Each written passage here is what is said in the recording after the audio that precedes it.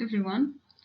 In the last lecture, we started talking about two approaches or types of qualitative research, which were case study research and ethnography or ethnographic research. In this lecture, we will continue talking about other types of qualitative research approaches, which are phenomenology and grounded theory. Phenomenology, as an introduction, from its name, it's phenomenon. So you need to explore a particular phenomenon, but it's related to the lived experience of this particular phenomenon. So, for example, you can use phenomenology to study the lived experience of medical students and, for example, in the University of Jordan. So phenomenology is a philosophy of experience. So it's mainly related, as we will see throughout this lecture, to the lived experience of particular event or particular occurrence or particular phenomenon. So for phenomenology, the ultimate source of all meaning and value is the lived experience of human beings, as we already mentioned. So as we mentioned, you can study, for example, using the phenomenology to explore the lived experience of medical students in the hospital, for example, in the University of Jordan.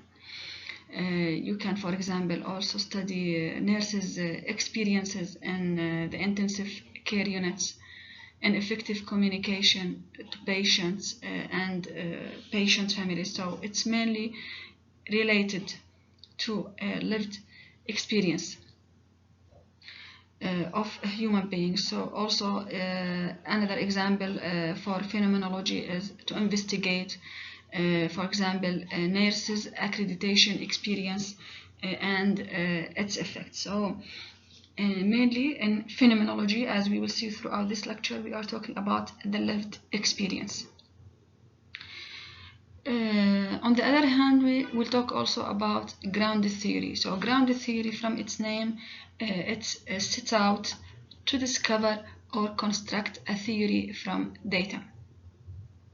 So in the studies or researches that utilize grounded theory approach, you can see the purpose of your research is to build a theory, for example, or to create a conceptual model, or to conceptualize, for example. So you need to see these words when we are talking about grounded theory studies. So, for example, building a conceptual model of resilience of, for example, of residents in internal medicine residents, for example. Also to build or to explore or to build a conceptual model or to conceptualize, for example, difficulties in physicians work with patients' adherence to HIV medication. So these are some examples of grounded theory papers that or some topics that you can use grounded theory in. So again, when we talk about phenomenology, we are talking about the lived experience. And when we talk about grounded theory, we need to conceptualize a model, or to build or to create a conceptual model regarding particular issue or particular phenomenon, as we will see throughout this lecture. So, as always, we will start with the learning objectives or the intended learning outcomes from this lecture. After this lecture, you will be able to understand the meaning of phenomenological research, what is the definition of phenomenological research. You will be able also to describe the basic elements or key features of phenomenological research. and formulate a research question that suits phenomenological approach, qualitative approach. We will be also able to identify strengths and weaknesses of phenomenological approach, understand the meaning of grounded theory research, what is the definition of grounded theory, and the key elements, uses, and steps of grounded theory research, which will be abbreviated throughout this lecture as GT. So we will start our talk about phenomenology by a saying from Douglas Adams, which is human beings who are almost unique in having the ability to learn from the experience of others are also remarkable for their apparent inclination to do so. So, despite the fact that humans are one of few animals who can learn from the experiences of others, we are often reluctant to do so. Maybe the reason for this is that we assume that similar circumstances and conditions could never happen with us. Perhaps this is also because we assume that if placed in the same situation, we would make better or wiser decisions. So, because also we assume that the subjective experience of an individual is not as reliably informative as objective data collected from the external reality. Regardless of the assumption behind this saying, it is important for researchers and scholars in different disciplines to learn from the experiences of others. Actually, it's foundational premise of the research, which involving the detailed study of a subject, for example, individual, a group of individuals, societies, or any other subjects, to discover information or to achieve a new understanding of the subject. This detailed investigation or detailed study requires understanding the experiences of others so that we can obtain or gain new insights about a particular phenomenon. And in this regard, we will talk about our topic in this lecture, which is phenomenology, which is investigating the lived experience of particular phenomenon as it's lived or experienced by human beings or by individuals. So, as we mentioned, phenomenology is the lived experience. So the term phenomenology comes from Greek phenomenon, which means appearance or manifestation, and logos, which is the science of or the study of. So it can be referred to as reasoned inquiry into the nature of appearances. So phenomenology in simple terms mean to describe phenomenon in a manner in which it appears, that it as manifests itself to the consciousness of the experiencer. So for example, we can say what is the medical learner's experience of failure on high-stakes exams. How do experienced clinicians learn to communicate their clinical reasoning in a professional practice?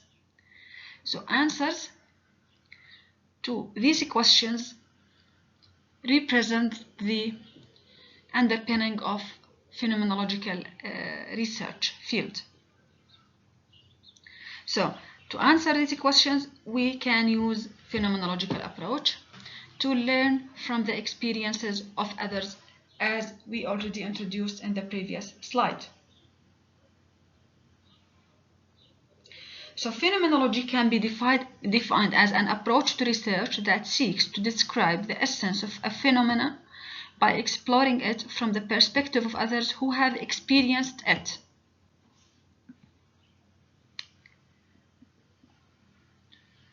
So by examining an experiences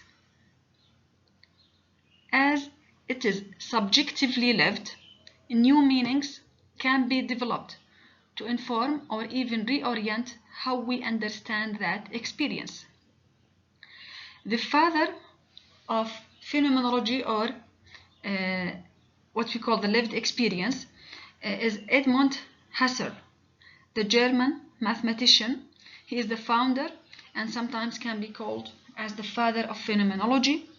These days, currently, Mostakas is a major name in phenomenology today.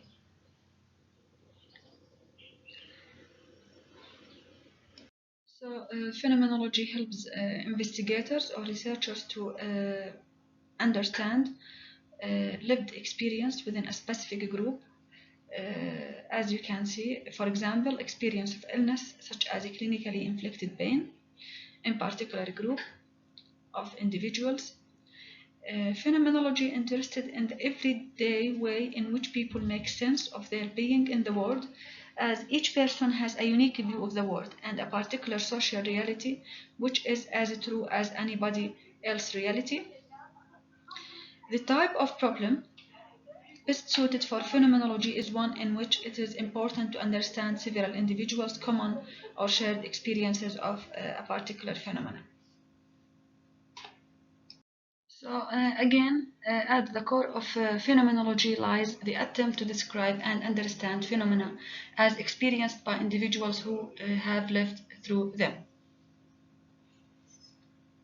So the goal of phenomenology is to describe the meaning of particular experience, both in terms of what was experienced and how it was experienced. By examining an experience as it is subjectively lived, new meanings and appreciations can be developed to inform or even reorient how we understand that experience. So the main goal of phenomenology is to produce a brief statement that succinctly evokes a particular phenomenon. Another definition for phenomenology by Criswell, 2007, is phenomenological study describes the meaning of, for several individuals, of their lived experiences of a concept or a phenomenon. As you can see in this slide, another definition for phenomenology is the search for the essence of things that cannot be revealed or uncovered by ordinary observation. So you can see the word essence. What is the meaning of essence? Essence is the basic nature of a thing, or the quality, or qualities, or attributes, can be also called as attributes, that make a thing what it is. So it can be defined as the attribute or group of attributes that make a substance what it fundamentally is, and which it has substance has this attribute or quality by necessity, and without this quality or attribute the substance loses its identity. Essence is usually contrasted with what we call accident, which is a property or quality or attribute of the substance, and this attribute or the substance has this attribute contingently, without which the substance can still retain its identity. So in this regard, we can see the difference between the essence and the accident, and how the essence of things is fundamental for the concept or for the phenomenology qualitative methodology. So as we mentioned in the previous slide, an essence could be understood as a structure of essential meanings that explicates a phenomenon of interest. The essence or structure is what makes the phenomenon or subject or substance to be that very phenomenon, or it's this subject or this substance. Okay, so the essence or structure illuminates these essential characteristics of the phenomenon, without which it would not be that phenomenon, as we mentioned, and it's usually contrasted with accident.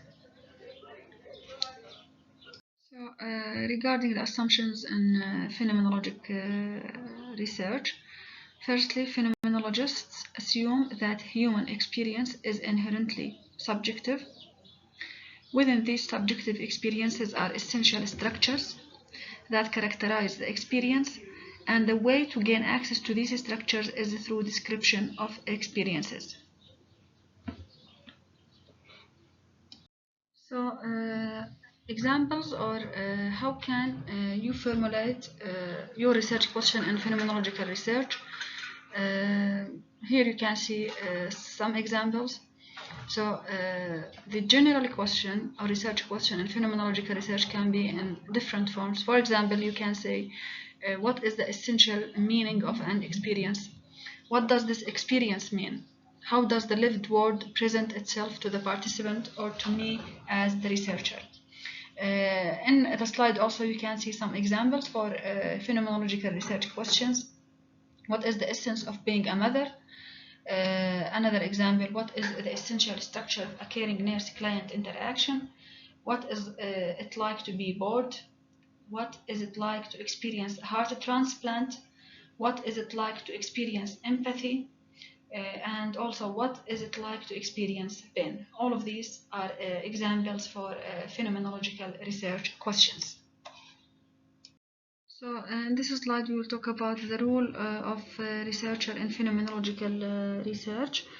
Researchers' own experiences with phenomena are included as a part of the study and of the phenomenological study, and since the essence is universal, the meaning must be true for researcher as well as the participants. So, in phenomenological approach, the researcher's role in self-reflection is required to produce detailed descriptions and interpretations of a participant's lived experience. And the researcher role and self-reflection should be acknowledged throughout the researcher journey and throughout the research process. So in this slide you can see the fields that frequently use phenomenology: social sciences, health sciences, psychology, nursing, education. So we can say that phenomenology is well suited to studying research questions involving affective, emotional, and often intense human experience. So in this slide we will start talking about different types or different branches of phenomenology. We have two types of phenomenology. Firstly, descriptive or transcendental phenomenology, and secondly, interpretive or hermeneutical phenomenology. Regarding this descriptive or transcendental phenomenology, it focuses less on researchers' interpretation and more on describing experiences of participants. And we will talk about this type of phenomenology in details in the coming slides. Interpretive or hermeneutical phenomenology, it reflects on lived experiences with the interpretation by the researcher. So the difference between both type of phenomenology resides in the role of the researcher and in the research process, as we will see in the coming slides.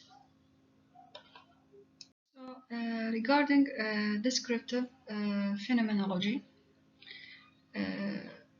or what we call as transcendental phenomenology, the goal of the researcher in this type of phenomenology is to achieve a transcendental subjectivity, which means that the impact of the researcher on the inquiry is constantly assessed and biases and preconceptions neutralized so that they do not influence the object of study.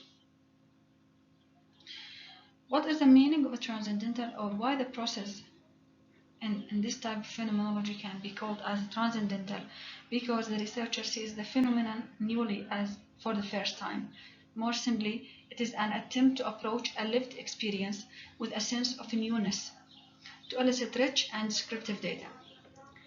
So this means that the researcher in this type of phenomenology is to stand apart and not allow his or her subjectivity to inform the descriptions offered by the participants. And in this regard, it's important or it's key to understand the concept of bracketing, which is an important and key concept in phenomenological research, which means that researchers setting aside their pre-understanding and acting non-judgmentally in the research process, which can be called as epoch.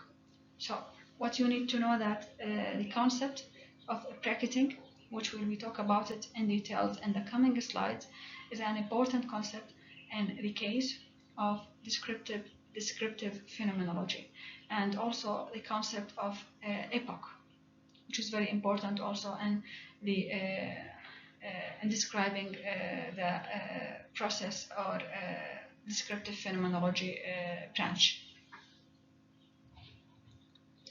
So as we mentioned, essential to the concept of or type of phenomenology, which is descriptive phenomenology, is the concept of bracketing.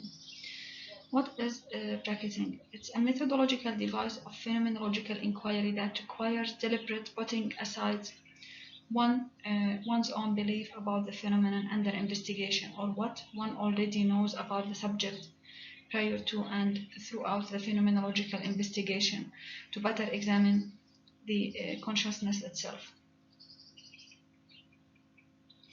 So there are some challenges that can face the researchers while performing bracketing in phenomenological research. And you need to know that the concept of bracketing originates mainly from phenomenological research. So the inherent human factors and the ability to be aware of the researcher's preconceptions are the key attributes that can affect bracketing. The researcher, as you know, in qualitative research is the primary instrument for data collection and analysis in qualitative research. So the findings of qualitative research are mediated through this human instrument. So some scholars or some researchers in this field indicated that it's not humanly possible for qualitative researchers to be totally objective, as what we need to do in descriptive phenomenology. So as we mentioned, some researchers or some scholars criticize such an approach by saying that it's not possible, or it's not humanly possible for qualitative researchers to be totally objective. If those researchers or the qualitative researchers are unaware of their own preconceptions and beliefs, it's impossible for them to put these issues aside, as we need to do in bracketing and descriptive phenomenology. Therefore, the ability to be aware of one's own values, interests, perceptions, and beliefs and thoughts becomes a pre-requirement before we can set aside the things that influence the research process. So this is one of the main challenges that can face the researcher or the phenomenological researcher, especially descriptive phenomenology approach. So here on this slide you can see some techniques or some methods that can be used by researchers to ensure bracketing in descriptive phenomenology. For example, a study could be designed to have multiple researchers triangulate their reductions by what we call researchers triangulation to confirm appropriate bracketing was maintained. Another technique, as you can see in the slide also, a study could involve validation of data via member checking, or what we call participant validation. So what do we mean by participant validation or member checking, which is one of the techniques that we already mentioned to enhance or to improve or to promote the trustworthiness of qualitative research and the quality of qualitative research, is to do what we call member checking or participant validation, where the findings of our research can be returned to the members or to the participants, let's say, to check for their accuracy. So by doing this, the researcher can ensure that the identified essences resonated with the participant experiences by doing what we call, as we mentioned, member checking or participant validation. So to ensure bracketing, some techniques that can be used to ensure bracketing in descriptive phenomenology using, for example, researcher triangulation or member checking or participant validation.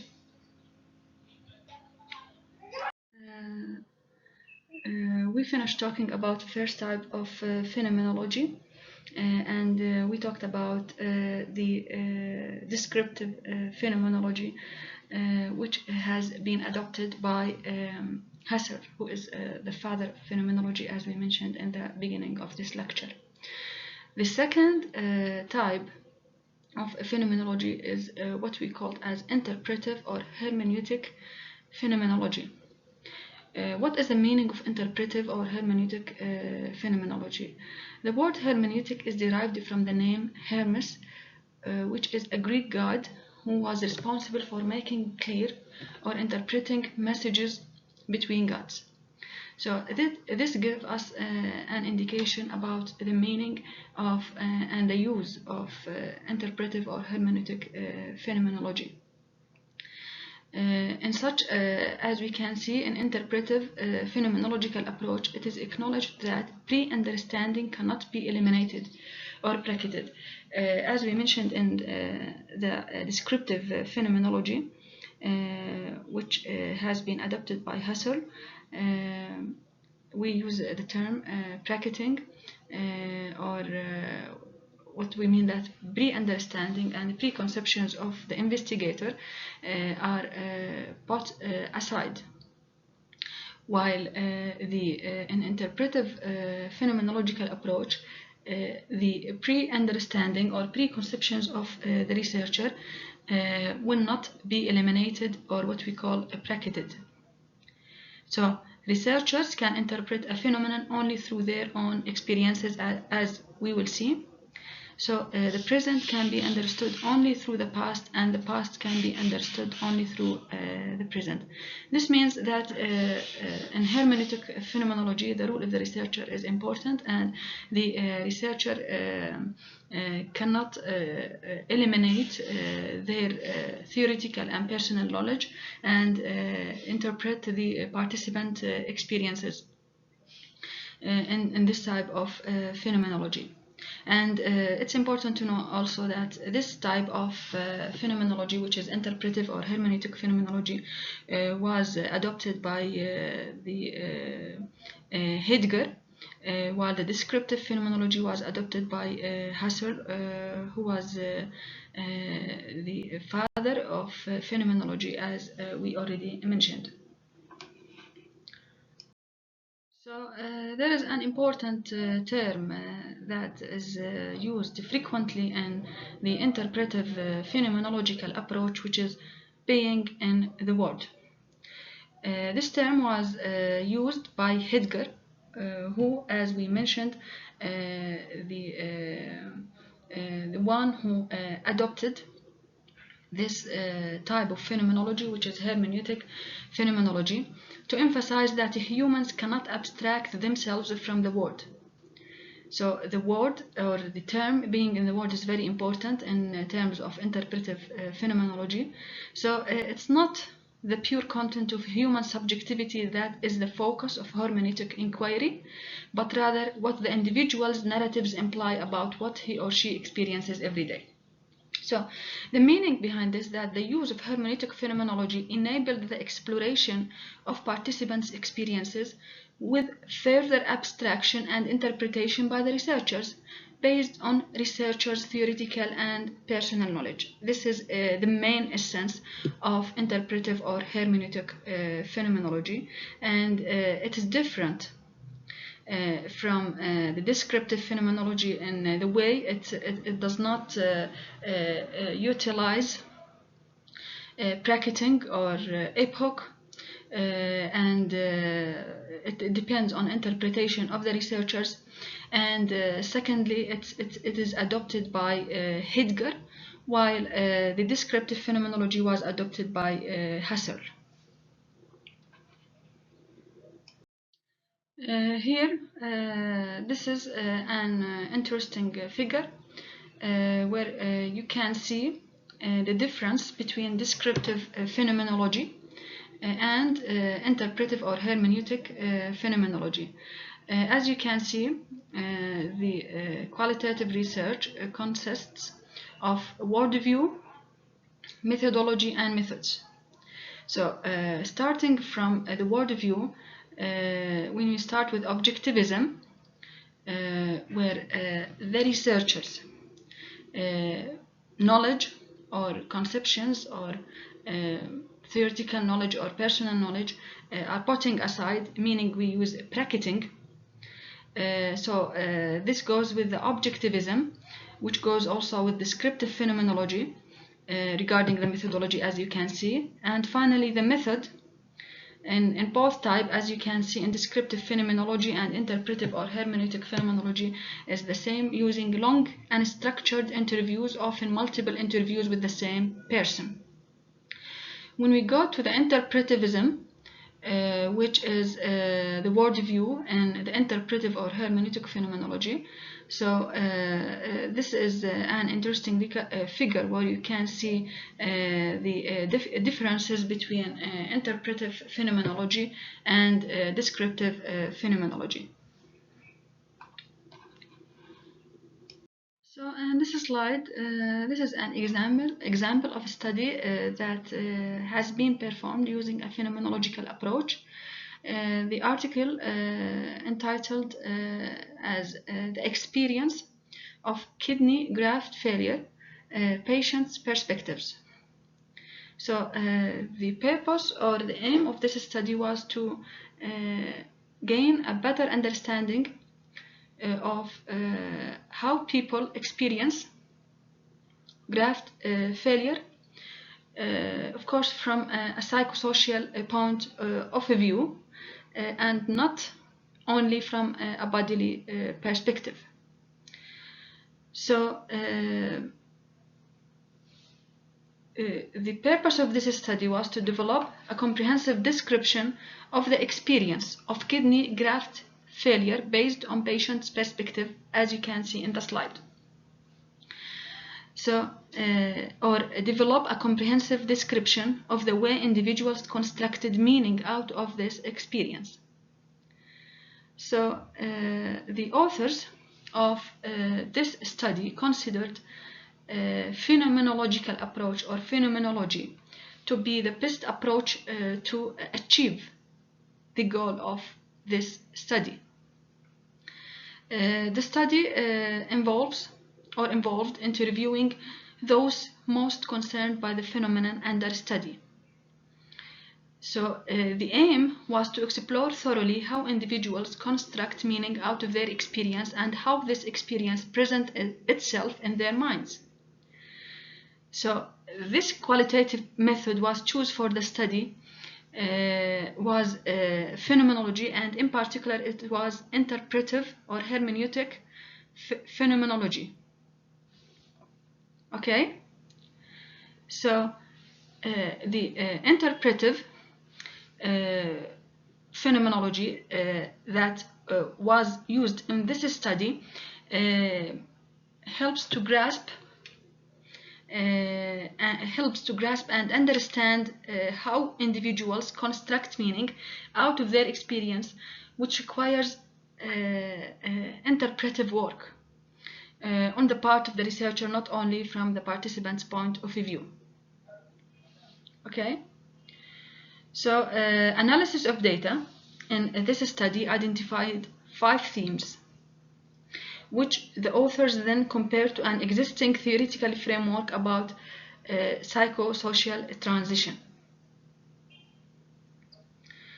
So another important point we can conclude from this study that, as we mentioned, the use of phenomenological approach or phenomenology can be used in, and in particular interpretive or hermeneutic phenomenology can be used or concerns in the events or in the phenomenon that lead to a major life transformation or life-threatening events, as we can see in this study. So what you need to know from this example, how to apply the theoretical concepts of phenomenological approach on your study in particular, in your particular qualitative research. So in this slide you can see some general features for the design characteristics in phenomenological approach. As any type of qualitative research, we mainly use a purposive sampling, which is of 5 to 25, usually going for saturation in phenomenological approach. The individuals must have experienced the phenomenon, because we need to understand the lived experience of individuals or human beings. So the individuals or the participants must have experienced the phenomenon or the event under investigation. The more diverse the people, the harder it is to find common experiences or shared experiences between them, and this is maybe considered as one of the challenges of for phenomenological approach. Data collection mainly by interviews, and also we can use field notes in phenomenological approach. And data collection is directly tied to analysis that eventually is coded or structured into themes, as we will mention in the coming slides. So generally we can use the procedures in this slide in phenomenological inquiry. Firstly, determine if phenomenological approach is best. Do several people share a common experience? We need to investigate.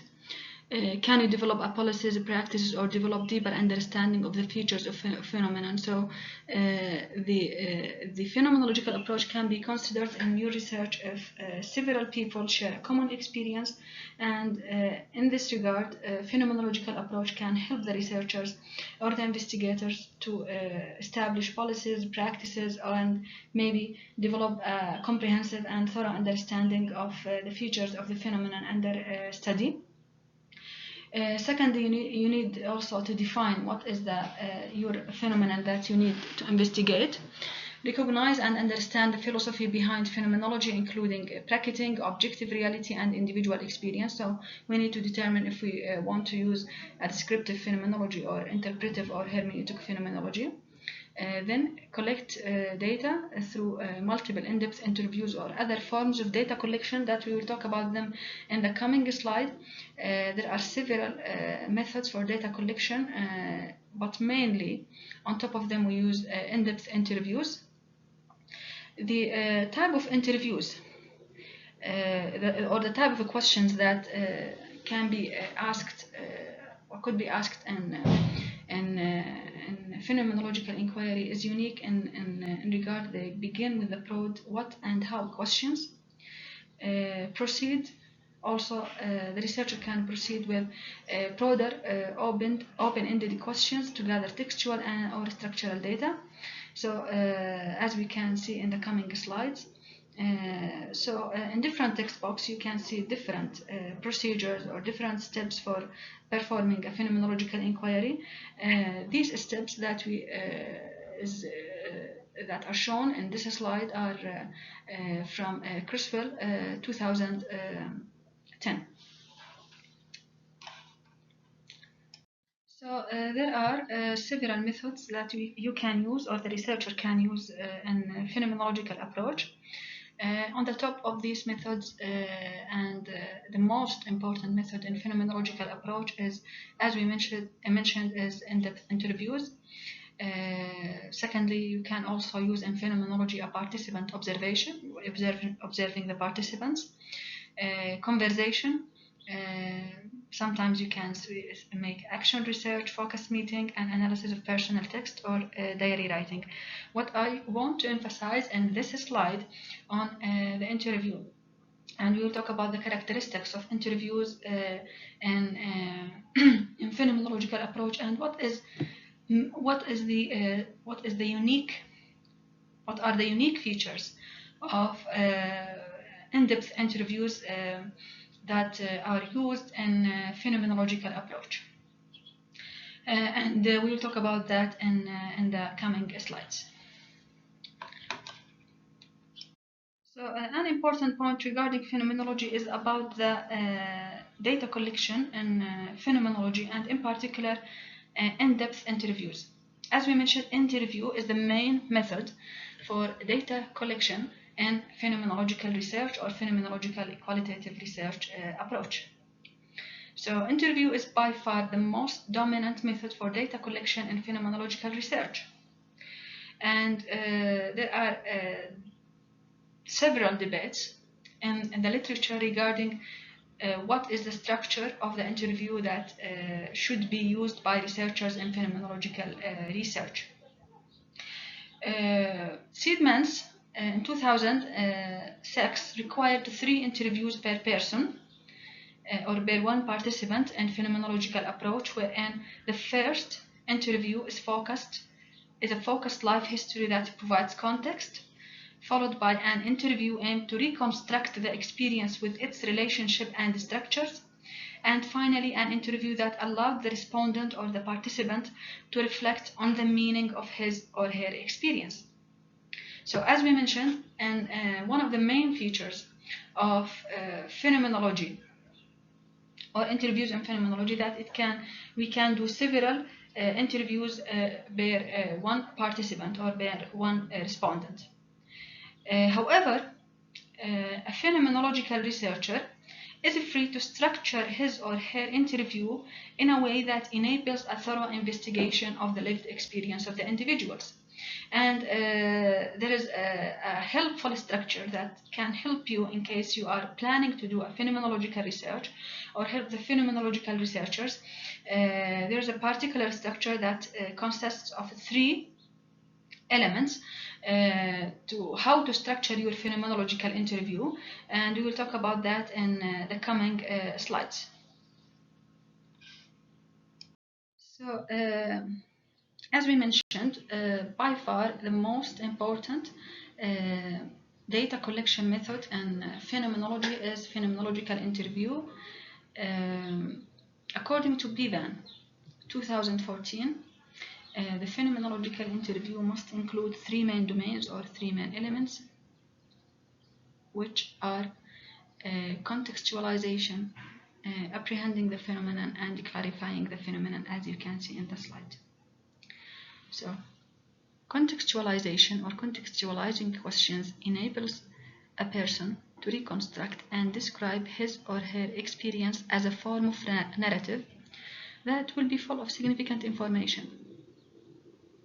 So further detailed context descriptions can be developed by asking participants to describe accounts of places or events, actions, and activities.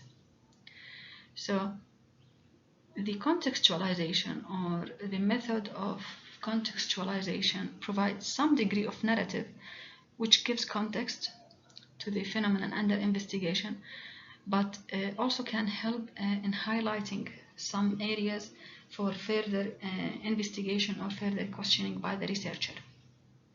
Okay, and we will take an example regarding each one of these domains and what are the questions that can be asked by the researcher in each one of these domains. Secondly, apprehending the phenomenon, which means modes of appearing and natural attitude. So the researcher now starts or begins to explore that particular experience in detail with more descriptive questions. So phenomenological method posits that the identity of a thing or experience has modes of appearance and is experienced in many ways. And we will see an example of questions that can help the researcher to apprehend the phenomenon according to this structure in the coming slides. Thirdly, clarifying the phenomenon by using what you call imaginative variation and meaning. So imaginative variation is applied when the researcher is conscious of an element of experience, which is then put through the process of imaginatively varying its structural components to uncover invariant parts and thus clarifying its structure. And we will talk about this particular step or domain and what are the questions that can be asked to clarify the phenomenon according to this structure.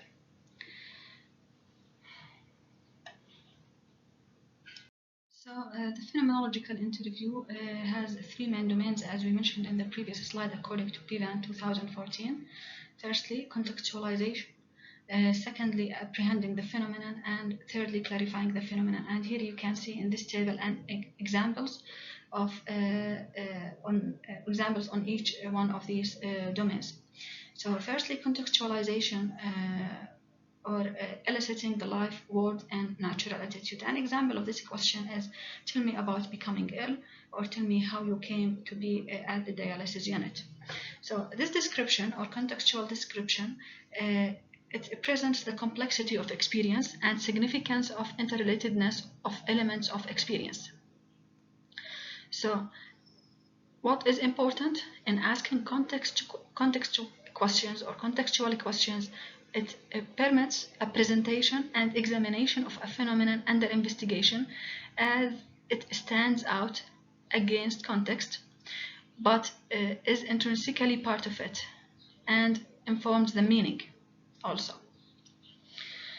Secondly, apprehending the phenomenon or mood of appearing in natural attitude. So the next phase in this approach is apprehending the phenomenon. So this directs the focus on the experience the researcher is interested in.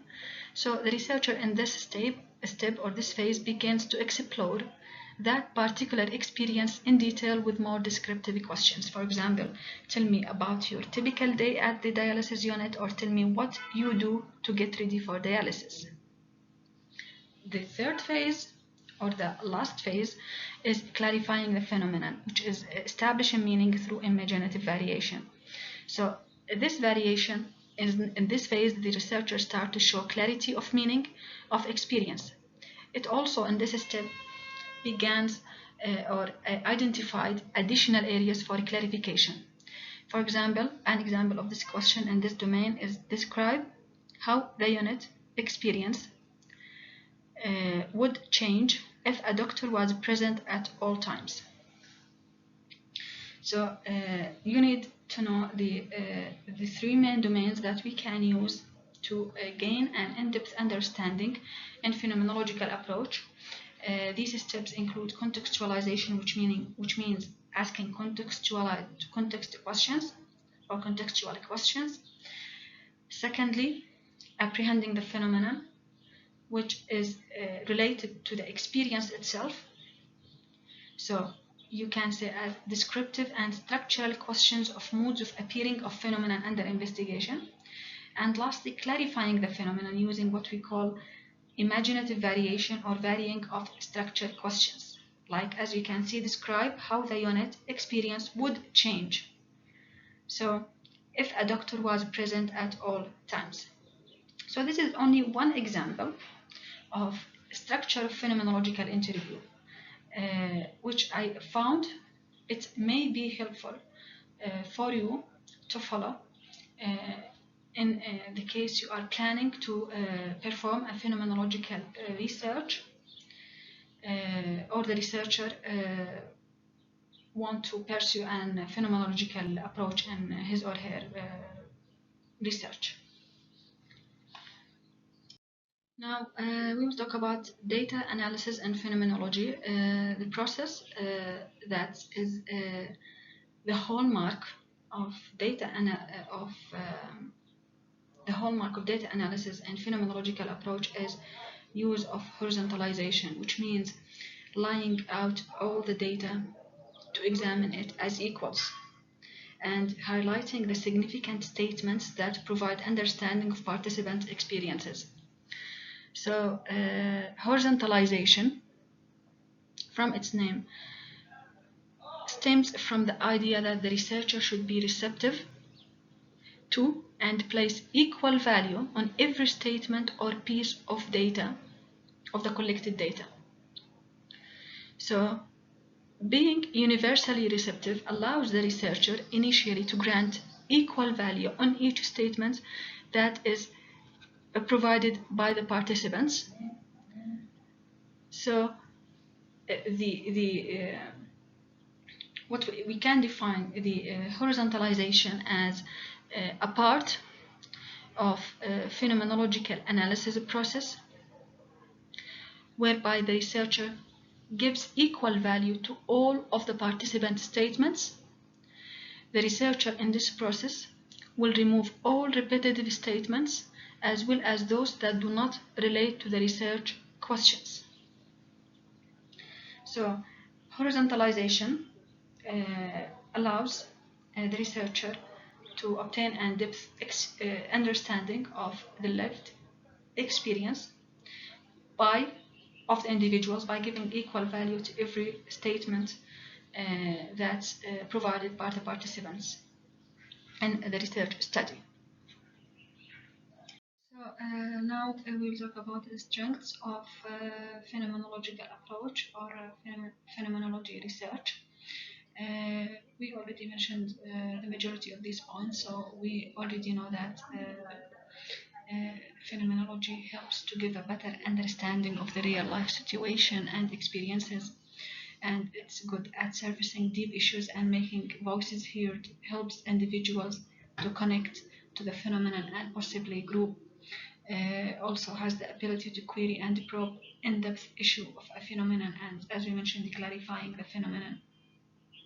And findings of phenomenological approach are allowed to emerge rather than being imposed by investigators. So the findings are emerged from the viewpoints of the participants rather than being imposed by the investigator, which we come here to the meaning of bracketing and descriptive phenomenology, as we mentioned. So regarding the challenges or weaknesses of phenomenology, as we already mentioned, bracketing personal experiences may be difficult for the researcher to implement in such type of qualitative research, which means it's difficult for the researcher to become separated from the text. Secondly, the participants in the study need to be carefully chosen to be individuals who have all experienced the phenomenon in question. So the participants of the phenomenological approach should have a common or a shared experience to be eligible to be involved in such type of research. So as a conclusion to what we have mentioned regarding phenomenology, the product of phenomenological study is a composite description that presents the essence of the phenomenon called the essential invariant structure or the essence of a phenomenon, as we already elaborated on that during this lecture. This description or this composite description shows the structure of the experience being studied. So all in all, this saying of Criswell in 2007 represents what is the final product of phenomenology should be representing to the reader. So the reader should come away from the phenomenology with the feeling, I understand better what it is like for someone to experience that. So this is the final product of the phenomenology that should be represent to the reader of a phenomenological investigation or a phenomenological research. An example of research paper that or research that has been performed using a phenomenological approach. You can refer to this paper and to see the application of the theoretical concept of phenomenological approach that we have discussed throughout this lecture. The paper title is How Can Tomorrow's Doctors Be More Caring? Phenomenological Investigation. So you can have access to this paper through Google Scholar, and you can, as we mentioned, read it to see the application of the theoretical concepts of phenomenological approach discussed in this lecture. In this slide you can see some questions regarding the material that we have covered until now in this lecture, which is basically about phenomenology. So the questions are what is phenomenology? What are the two types of phenomenology? What is the research tool that's mainly used in phenomenology? And we already mentioned that and discussed that in detail throughout this lecture. And what is the meaning of the term horizontalization? Horizontalization is a key concept, as we mentioned, in the data analysis of an phenomenological approach you need to be aware of, and we already explained that throughout the lecture. So now we will start with another type of a qualitative research, or another approach for qualitative research that we already mentioned, which is a grounded theory. So we finished talking about case study and ethnography in the last lecture. This lecture we started talking about phenomenology, and now we'll start talking about grounded theory. So what is the meaning of a grounded theory? What is the main essence of a grounded theory, a qualitative research approach? And you need to keep in mind that grounded theory is a type of, it's a methodological approach, so it's a research methodology. Who are the creators of this type of a qualitative research approach? So it's mainly was created by Glaser and Strauss in late 1960. So Glaser and Strauss are the creators of grounded theory method in their book, The Discovery of the Grounded Theory Strategies for Qualitative Research, in late 1960. So in their book, the term grounded theory is used in a more sense to indicate theoretical constructs derived from a qualitative analysis of data. So the main idea, or the main point in grounded theory, is that you use the data, the qualitative data that you collected through different types of research methods. You need to generate a theory from these data. This is the main idea of the grounded theory. So the focus the focus of a grounded theory is on how do people interact, how do people take action or engage in a process. So when we talk about a grounded theory, we are talking about process in some way. So grounded theory is often used to describe research that does not start from some prior theoretical understanding of what is going on, which is, as we mentioned, process, but works inductively, which is similar to any type or in qualitative research in general, which is the induction process, or from the ground up to build a theory of what's going on. So we need to ground up from the data that we have collected to build or create or establish a particular theory about a particular process or a particular action or a particular phenomenon. Okay, so it is among the most widely used qualitative methodologies, and it's used in many disciplines, in healthcare, for example, and social sciences, and in many other disciplines. So grounded theory, which is abbreviated as GT throughout the lecture and through different text box, is a systematic, a set of procedures, qualitative research methodology in which the researcher generates a general explanation, or as we mentioned, a theory of a process, action, or interaction. So as we mentioned, the focus in grounded theory is on how do people interact, take action, or engage in a process. So you can see that in this definition, where in the researcher can generate, using grounded theory, generate a general explanation or theory of a process or action or interaction grounded in the views of participants in the study about a particular topic. Okay, so regarding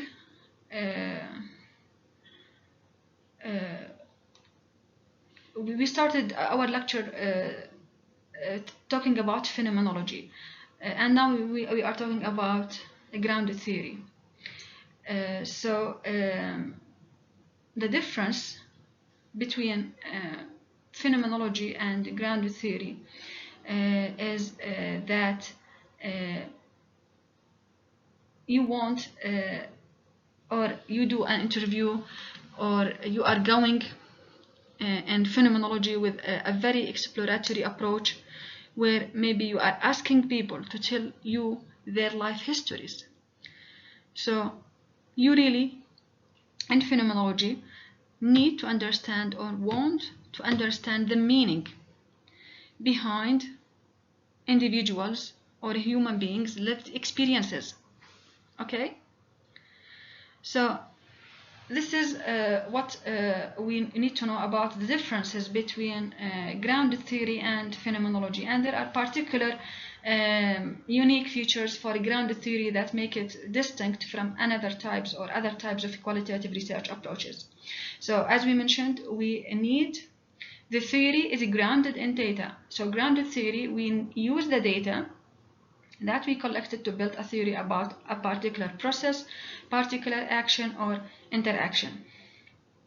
So grounded theory, again, is a methodology which is characterized by iterative process and the interrelatedness of planning, data collection, data analysis, and theory development. Theory development is the main essence in grounded theory.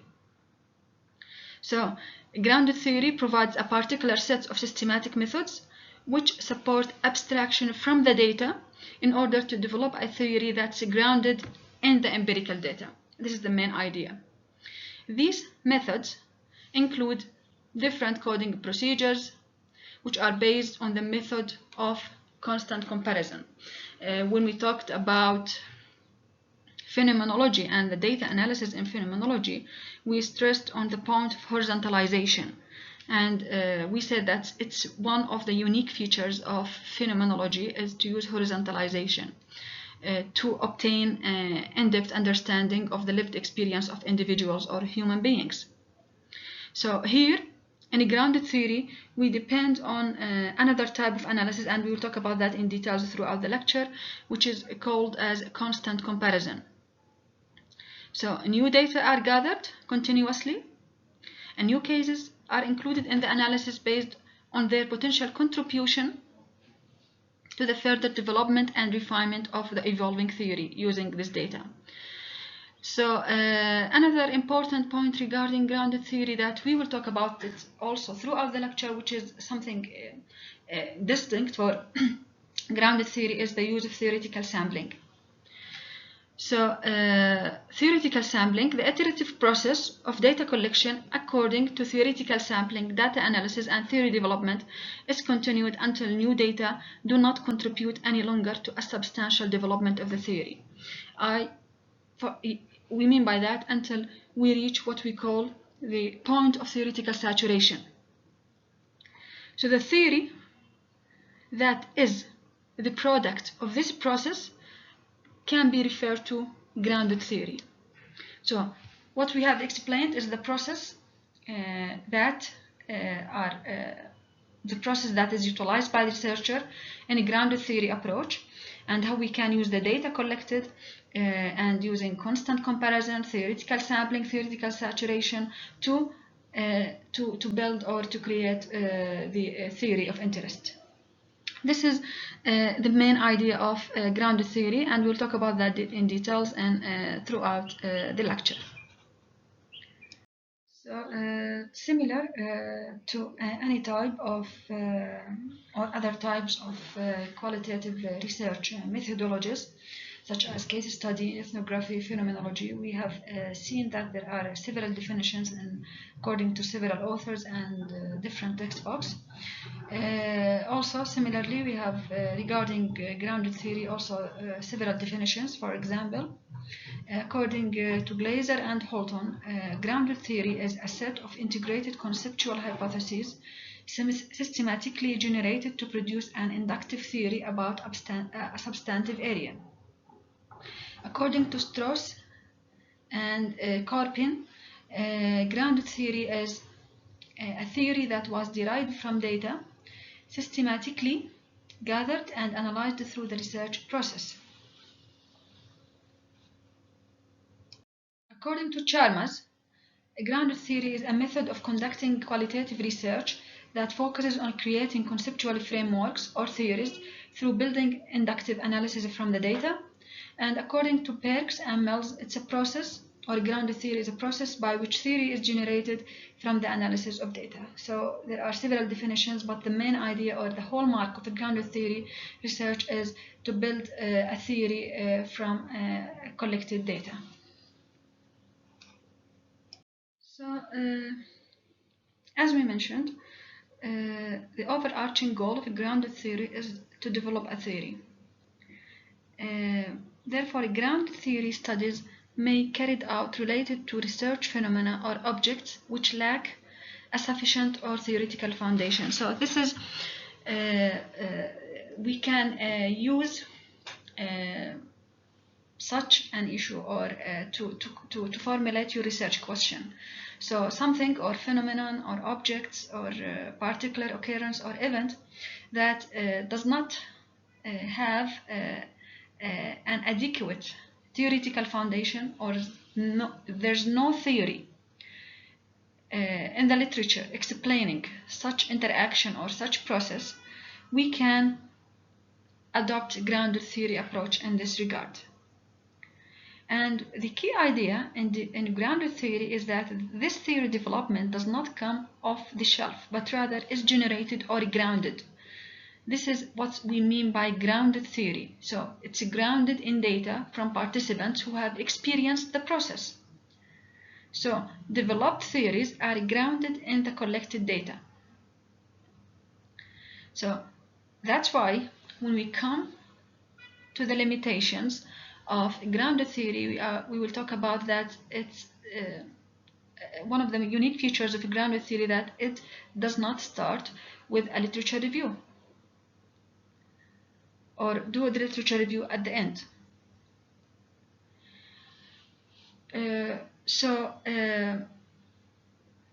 According to the usual scientific procedure, the research question is at the outset of any scientific research process.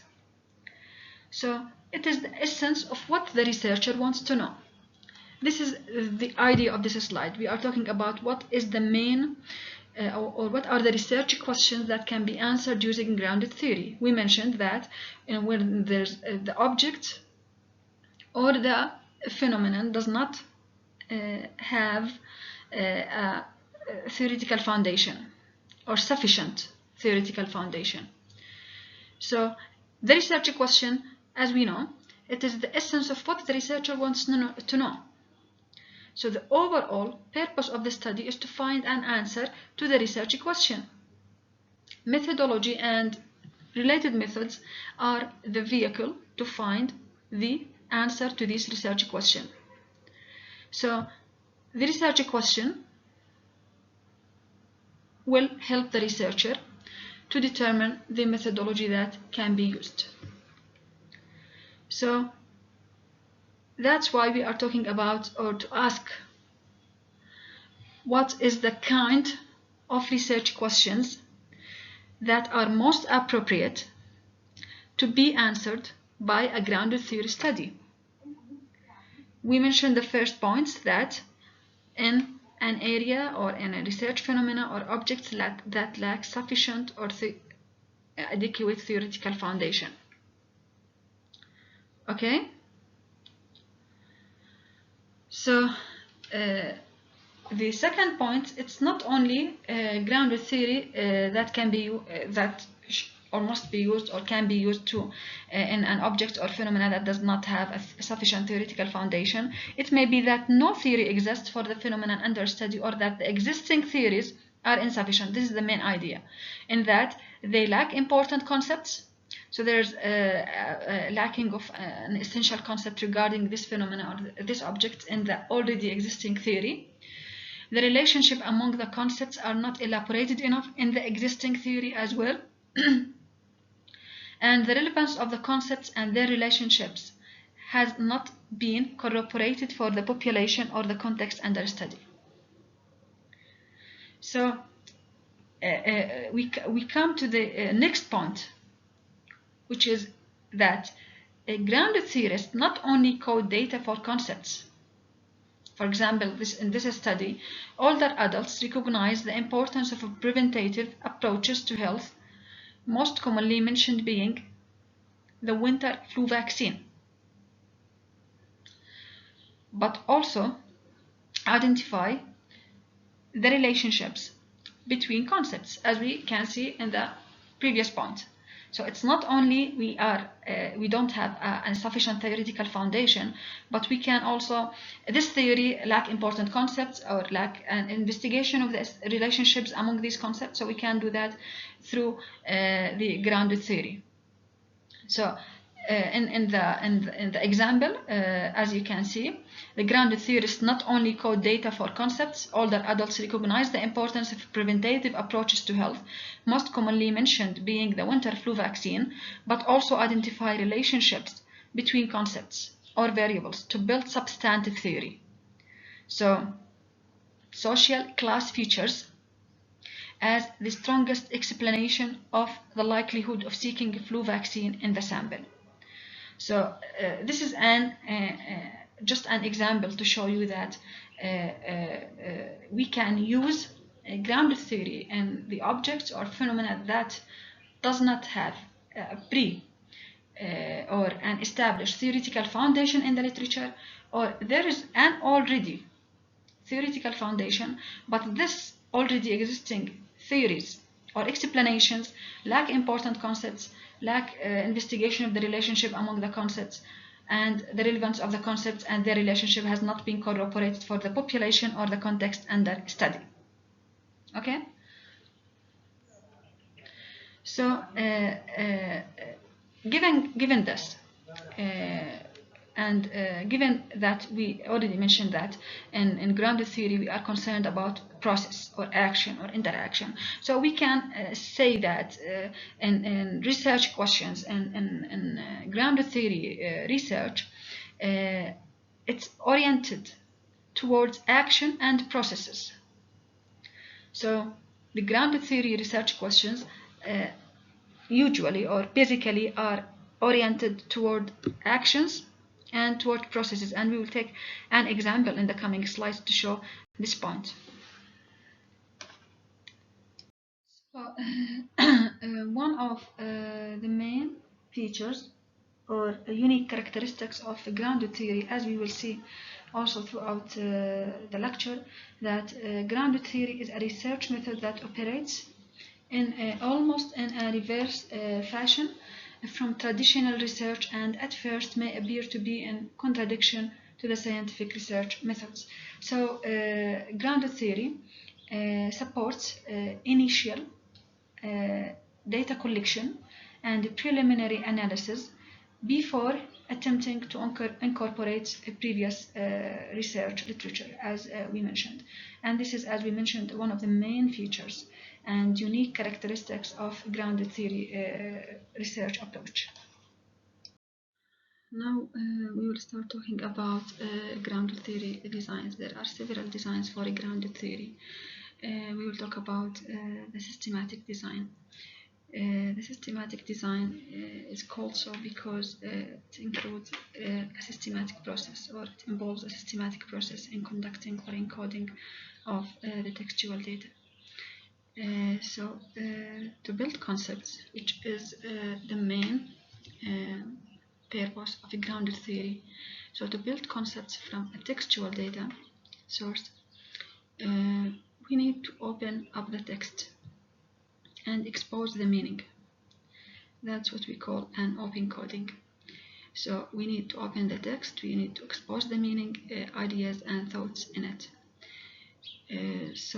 One of the procedures or processes of analyzing textual data or textual content is what we call open coding. So as you can see, open coding includes properties and dimensionalized properties. So what do we mean by open coding? It's or what does open coding include? It includes labeling concepts, so giving labels for a particular concepts and that you found in your textual data. So labeling concepts, defining and developing categories based on their properties and dimensions. And we will take an example regarding open coding in the coming slides. Open coding, again, it's basically when you start reading throughout your data several times, and then you start to create labels for particular chunks of data that and these labels summarize what you see happening throughout the data, not based on an existing theory. Just you give these labels to these categories based on the meaning that emerges from the data. So you record or you report examples of participants' words and establish properties of each code. So the main idea in open coding is to read or to turn your data or convert your data into small, discrete components of data while you read throughout your qualitative data. So the main idea again is to read through your qualitative data, which, for example, transcripts from your interviews, and then break this data up into discrete bite-sized pieces of data, and to code each discrete pieces of data with a descriptive label. So giving the descriptive label, this is what we mean, what we mean by open coding.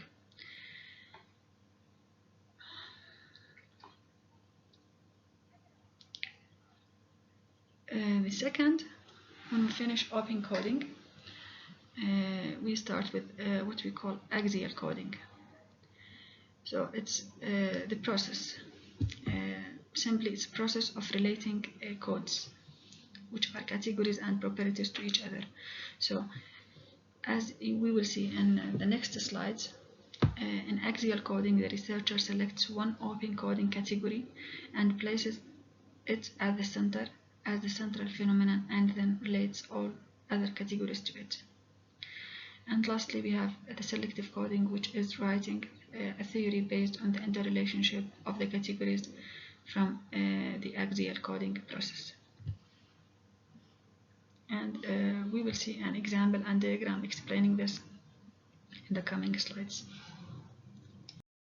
So as we mentioned in the previous slide regarding open coding means categorizing the data. So you produced, or the product of open coding are several categories, and giving codes or labels for each one of these categories. the main idea that these categories that are generated from the process of open coding have properties, which means the multiple perspectives of the category, and these properties are dimensionalized, which means that these properties are presented on a continuum. For example, if you have a particular data set and you categorize your data, and one of these categories was color. The color, has properties such as hue, tone, shade, intensity, and each one of these properties has dimensions. For example, shade has maybe dark, maybe light, so these are the dimensions of shade. For example, watching, which is the category, has a frequency, duration, extent, intensity.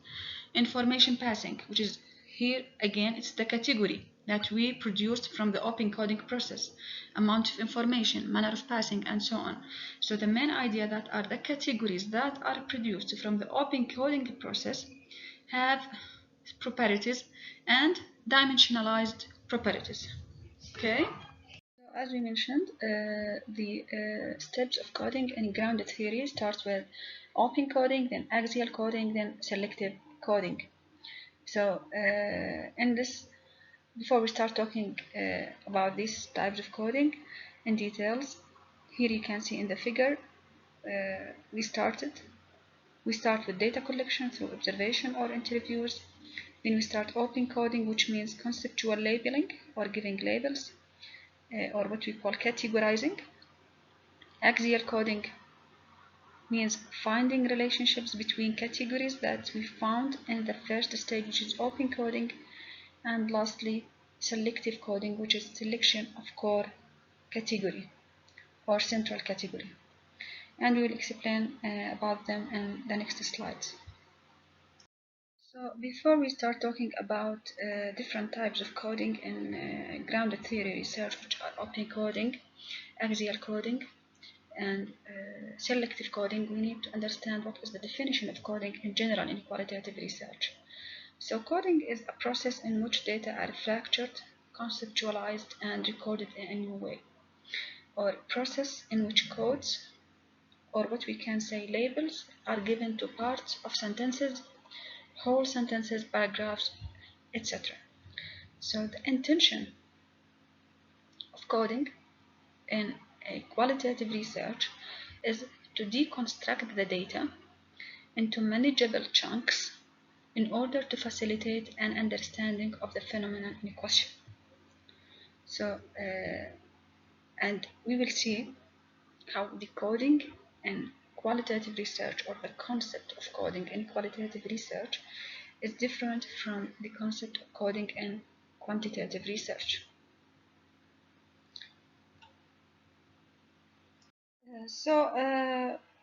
As you may know that there is a coding process that can be performed also in quantitative research, but there are differences between the coding in quantitative research and coding in qualitative research. So the main categorizing strategy in qualitative research is coding, which is quite different from coding in quantitative research. In quantitative research, coding consists of applying a pre-established set of categories to the data according to explicit and ambiguous rules, with the primary goal being to generate frequency counts of the items in each category. So, if you remember from quantitative research that or the researchers have in advanced a code book that, for example, every question in the survey or in a questionnaire have particular codes.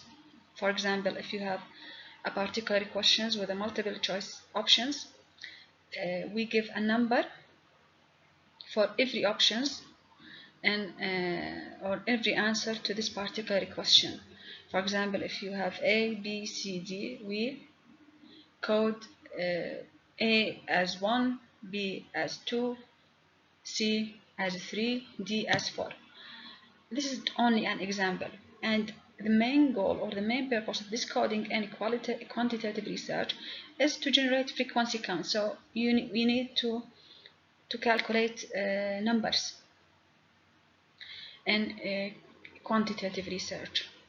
While here in qualitative research, the goal of coding is not to count things, but to fracture the data, which is qualitative data, textual data. We collect them through interviews and we rearrange them into categories. So we use the data, give codes or fracture the data into codes or categories that facilitate comparison between things in the same category and that aid in the development of theoretical concepts. So all of these codes that we do in qualitative research helps in development of theory, which is, as we mentioned, one of the main features of qualitative research is development of theory, or if you remember from the induction process, which is generation of theory from the textual data that we collect. Okay,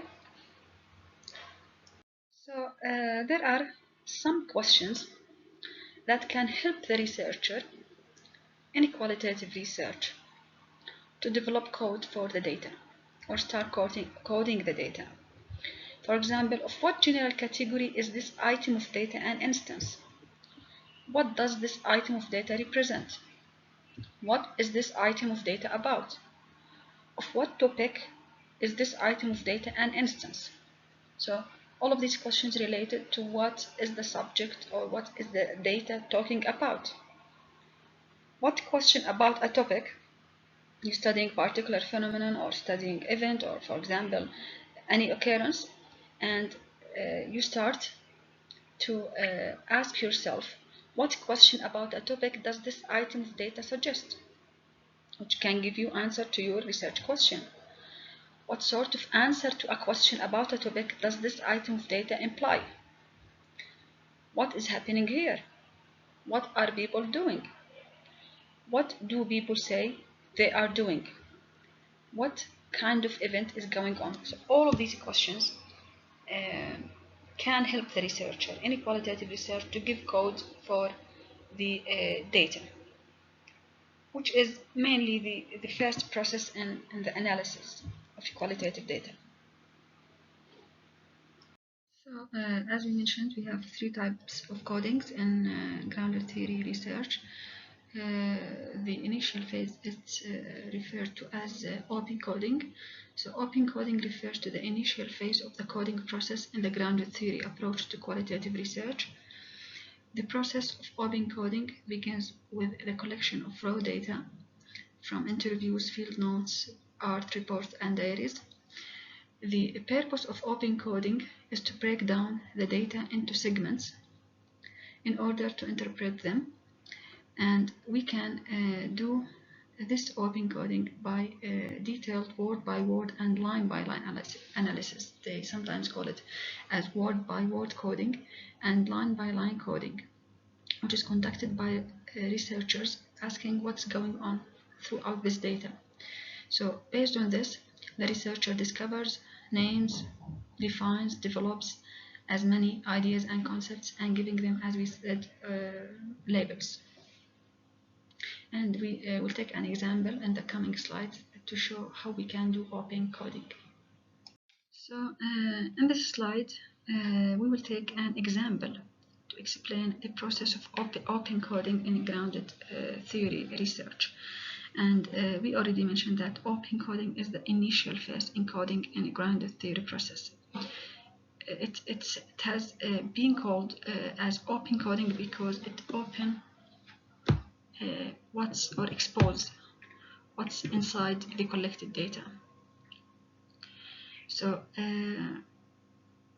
open coding again is the process of naming or labeling things, so giving labels or names for things or categories and properties.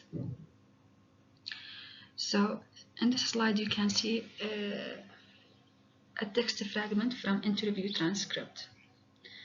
We are going to read this one and to identify how we can develop an open code or do open coding for this transcript. We are going to start with reading this, as we mentioned. Pain relief is a major problem when you have arthritis. Sometimes the pain is worse than other times, but when it gets really bad, wow, it hurts so bad. You don't want to get out of bed. You don't feel like doing anything. Any relief you get from drugs that you take is only temporary or partial. So from this text fragment, you can see one thing that's being discussed here, mainly in this text fragment. The main idea or the main point is about pain.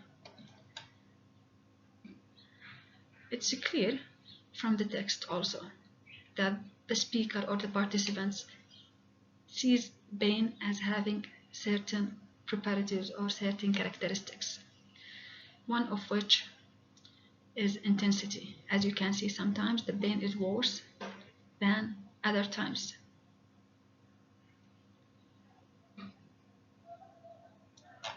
So the pain, according to the text fragment, varies from a little to a lot. When it hurts a lot, there are some consequences. For example, don't want to get out of bed, don't feel like doing anything. Another dimension that's mentioned regarding the pain in this text fragment, that in order to solve this problem you need a pain relief. One agent of pain relief is drugs.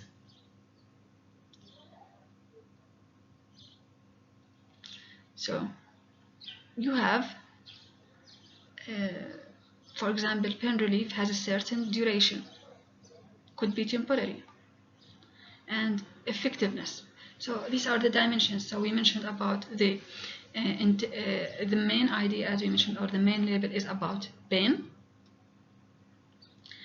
The properties of pain that's mentioned in this text fragment is intensity, consequences, and pain relief. And for example, pain relief has another dimensions, for example, which is related to duration. The pain relief could be temporary or could be, and effectiveness also, and it could also be partial, as we mentioned. So what we can understand from this text fragment, that we can give this piece of data an open code, which is pain. So this is the label for this category. So we can call pain as a category. So this is the first step. The next step is to do axial coding, which will be explained in the next slide. Here you can see another example for open coding. This is a transcript from the particular interview and particular research, and you can see the coding, or the first step, which in coding, which is open coding. So open coding, you start to read the data line by line and word by word, and give codes to these different ideas or different segments of the data. And as you can see here in the coding, you can give different colors for different codes or different categories. For example, for this idea or for this sentence, the first sentence they use the red color, then they use for the second sentence or second idea or second segment of the data, they use blue color, and so on. And you can give the codes or labels using the same color, which helps in analysis later on. Okay, for example, you can start reading your transcript line by line and word by word. My conversion, that's a very long story. So you stop here and you found the code for this sentence. You can give the code or label or name for this sentence, which is process either long or short of conversion. Well, the second sentence, I come from a church, from the family, perhaps from Catholicism. So the code, we put it here in the same color, which is a blue. Religion, B for conversion, and so on. You can continue reading the transcript in the same way and give a code or label or name for every segment of the data you read. Okay? For example, the last one here. And I have to say that this is also a problem that did not come about just because of the marriage. I have had to put up with this all of my life. So they give the code profound problems, duration of problems either short or long for this sentence. And so on. You can keep reading the transcript of your interviews and giving codes for all of these data in the same way we mentioned here. So now we will start talking about the second phase in coding in grounded theory, which is axial coding. Axial coding is a stage in grounded theory analysis after open coding, where the researcher seeks to make links and find relationships between the concepts and categories derived from open coding. Another definition for axial coding by Strauss and Corbin in 1990. The next step, axial coding, is the process of determining hypotheses about the relationships between a category and its subcategories, for example, the conditions, context, action, interaction, strategies, and consequences. Another point regarding axial coding, which has been emphasized by Strauss and Corbin in 1990, as our goal was not to create a whole new theory, we only used open and axial coding to identify the main categories and to make connections between categories, hereby identifying causal conditions, context, strategies, and intervening conditions. So rather than look for any and all kinds of relations, grounded theorists emphasize causal relationships and fit things into a basic frame of generic relationships. So we will talk about the framework that grounded theorists usually use to facilitate the process of axial coding and finding the relationships between the concepts and categories, which is derived from the open coding. So the main essence or the main aim of axial coding and why it's called as axial coding, because it aims to integrate codes that we generated in the first phase or first stage, which is open coding or initial coding, around the axis of central categories. So the essence of axial coding is the interconnectedness of categories or interrelationship between different categories. Hence, codes are explored, their interrelationships are examined, as we will see, through the model that we can develop through axial coding in the coming slides, and codes and categories are compared. We'll start talking about the axial coding process. So data has been entirely coded, and as you will see that the objective of axial coding involves model development, and we will see the components of this model. So in this model you will look for causal conditions, strategies, context, intervening conditions, actions, and consequences. So in the causal conditions causal conditions mean what influences the central phenomenon, events, incidents, or happening. Strategies, how do actors address the phenomenon.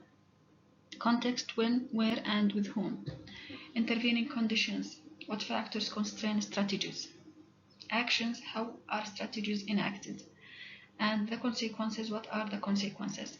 So based, you will pick the central phenomenon or the subject of interest in your grounded theory research, and you will try to find these relationships based on this model, as you will see in the next slide. So we are talking about causal conditions, strategies, context, intervening conditions, actions, and consequences, as we will see in the diagram and in the example in the next slides.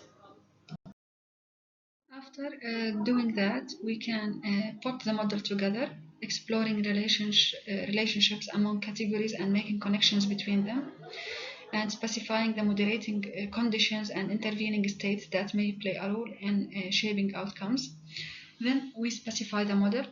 So according to our previous example, we can say when I have a condition which was arthritic pain, so this is the main component of, or the first element in the framework that we already mentioned. So the condition, I take drug, for example, I take aspirin, which is the strategy. After a while, I feel better.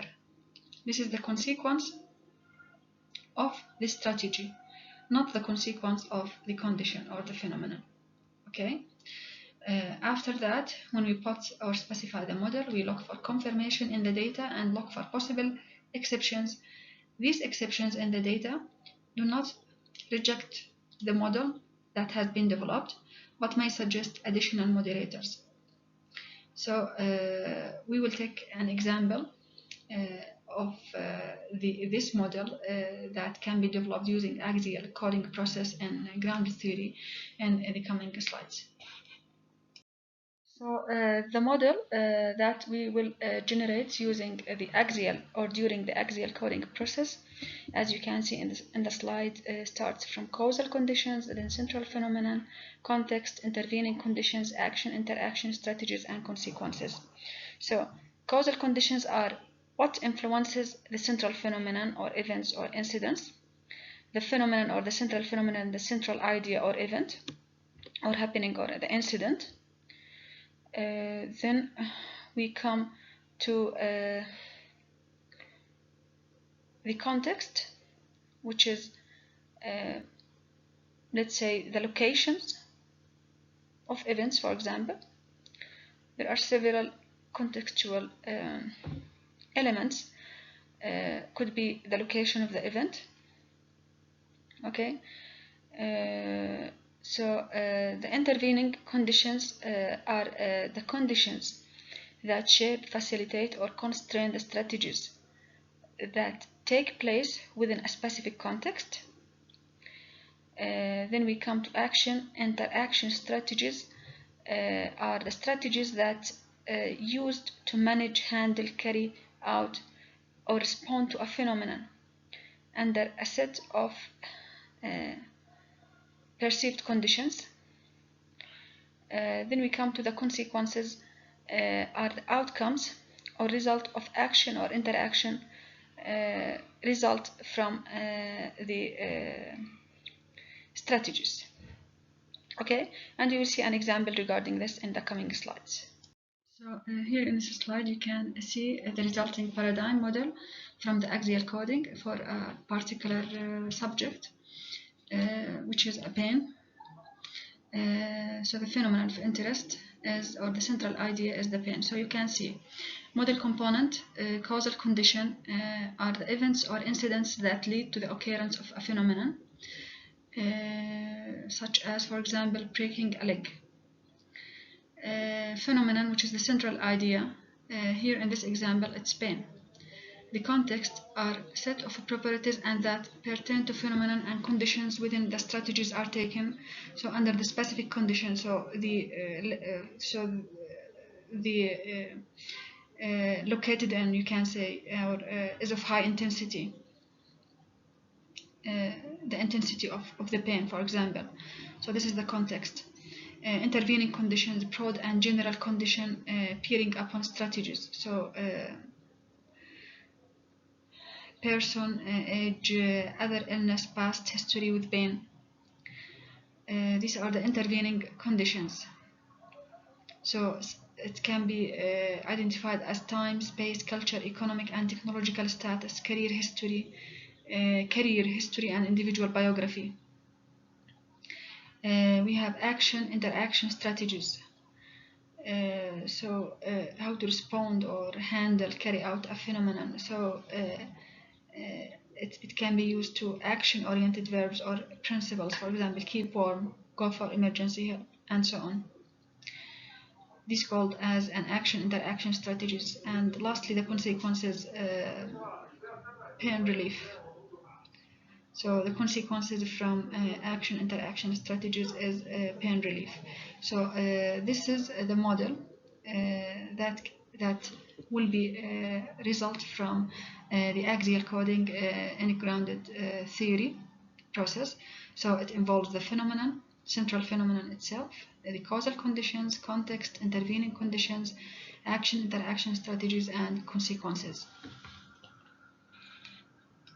Here is another example for axial coding where we developed a framework or model around a central phenomenon or central category, including from the developed codes from the open coding phase, where we can find the context, causal conditions, context, strategies, intervening conditions, and the consequences of the interaction strategies. So this is just summary for what we have mentioned about open coding. You can see in open coding you generating different categories. Then in axial coding paradigm we are talking about taking one category or core category or phenomenon or central phenomenon of interest, and you develop a model or framework consist of these components, the causal conditions for this phenomenon. For example, as we mentioned, the pain, the cause of the pain could be arthritis, could be breaking the leg, as we mentioned in the previous slide. We are talking about strategies and consequences from these strategies. We are talking about context and intervening conditions. So all of these steps helps in developing the theory in the next step, which is the selective coding. So the last phase in coding and grounded theory research is selective coding. We mean by selective because we select from the whole categories that are produced the core category. So focus on most important categories, try to form a theory explaining the subject of investigation. What are the characteristics of core category? The category that accounts for most of variation in the data and most other categories relate to it. So mainly the process of selective coding includes systematically relating the core category to other categories and filling in categories that need further refinement. So one of the main features of grounded theory is the use of theoretical sampling, and we will take an example regarding this. So theoretical sampling means that data analysis, or implies that data analysis and data collection proceed together, and data analysis begins to develop theories or explanations that suggest further cases to sample, and use these to elaborate and define emerging theoretical categories and develop properties till no new ones emerge, or we reach to what we call theoretical saturation. And we will take an example about theoretical sampling to explain this point. So to recap what we have mentioned throughout the lecture, here you can see the unique features of grounded theory, or what is the what are the features that make grounded theory unique from different qualitative research approaches. Firstly, simultaneous involvement in data collection and analysis phases of research. For example, you can see here an example using the data analysis of the first interviews to modify the interview format in order to explore certain concepts in more depth. That's what's the importance or the significance of simultaneous data collection and analysis in grounded theory. Creation of analytic codes and categories developed from data, not from preconceived hypotheses, and we mentioned this point previously. One of the most important unique features of grounded theory is memo making. That's writing analytic notes to explicate and fill out categories, the crucial intermediate step between coding data and writing first drafts of papers. So memo making is an important part in grounded theory research, and the use of theoretical samplings. It means that starting by interviewing a small numbers, sometimes just 1 or 2 people whose characteristics are relevant to the study, and then selecting further participants on the basis of the information gathered from the early interviews. And here you can see an example that explains the process of theoretical sampling in grounded theory research. So, a study of maternity care services used among immigrants of African origin, starting with participants who fit this broad selection criteria before starting to purposefully select some who are Muslim, others who are Christian, because early interviews suggested the importance of religion and inclination to access services. So, the data that we collect shows an important point regarding the religion, for examples. So, we need to purposefully select people regarding on the emerged data. So sampling in this case stops when categories are well described and dimensionalized, which is known as saturation of data. So it's important to know that saturation is not dependent on the amount of data that has been collected and analyzed, but rather occurs when no significant new insights are emerging. Additional interviews are not generating novel data necessary for fleshing out the categories that have already emerged, regardless of the amount of data. So it's not the amount of data we collect and analyze, it's related to no new concepts are emerged from these data, which is called as theoretical saturation. Another unique feature of grounded theory is employment of constant comparative method, which means that theory emerges while constantly comparing data from different categories, and if a label appears repeatedly from the data, then the researcher can be satisfied with its existence and its relation to the theory to be developed. Another unique feature of grounded theory is the delay of the literature review. So grounded theory supports initial data collection and preliminary analysis before attempting to incorporate previous research literature. Pre-existing knowledge about the topic is deliberately withheld until initial data collection and analysis are complete in order to prevent it from influencing the research findings. This is very important. So, as such, grounded theory concentrates on emergence, that is, a research should start from a position where the researcher knows nothing about what they are studying, so that all concepts truly emerge from the collected data, not from the previous knowledge of the researcher. So, similar to different types of research, grounded theory has several challenges. Firstly, truly inductive analysis is not possible and is always limited by unconscious application of prior knowledge to the thematic analysis process, either from the researcher's own experience or from the reading of the literature. That's why we said that one of the unique features of grounded theory research is delay of the literature review until theory generation. The researcher faces the difficulty of determining when categories are saturated, so the process of determining the theoretical saturation or when theory is sufficiently detailed regarding the phenomenon of interest. So in this regard, the grounded theorists use what we call a discriminant sampling procedure, which can be considered sometimes in some textbooks as the final phase in grounded theory research, whereby the researchers gathers additional information from individuals similar to those people initially interviewed to determine if the theory holds true for these additional participants. So this process is mainly consists of a deliberate and directed selection of individuals, objects, to verify the developed theory,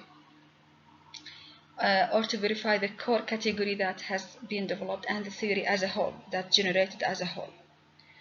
Okay. The third challenge of grounded theory research is that studies or researched in grounded theory are often limited by the available time or funding for researchers, and where smaller numbers of interviews are analyzed, there's a danger that the results may be incomplete and that the effect of bias may be greater, and maybe generation of insufficient theory. So here's an example of grounded theory research. This grounded theory research was about how do care providers and women manage birth by doing focus group of women and healthcare providers, which which led to a generation of a theory about how women and healthcare providers use different strategies to minimize risk and maximize integrity. So finally, when you finish the material of this lecture, you will be able to answer the following questions. What is the purpose of grounded theory? What are the types of coding in grounded theory? Give one advantage of a grounded theory. And what is the meaning of theoretical sampling that's used, and it's one of the main features of grounded theory. Here are the resources that have been used in this lecture. Finally, I hope you found this lecture interesting. Thank you very much.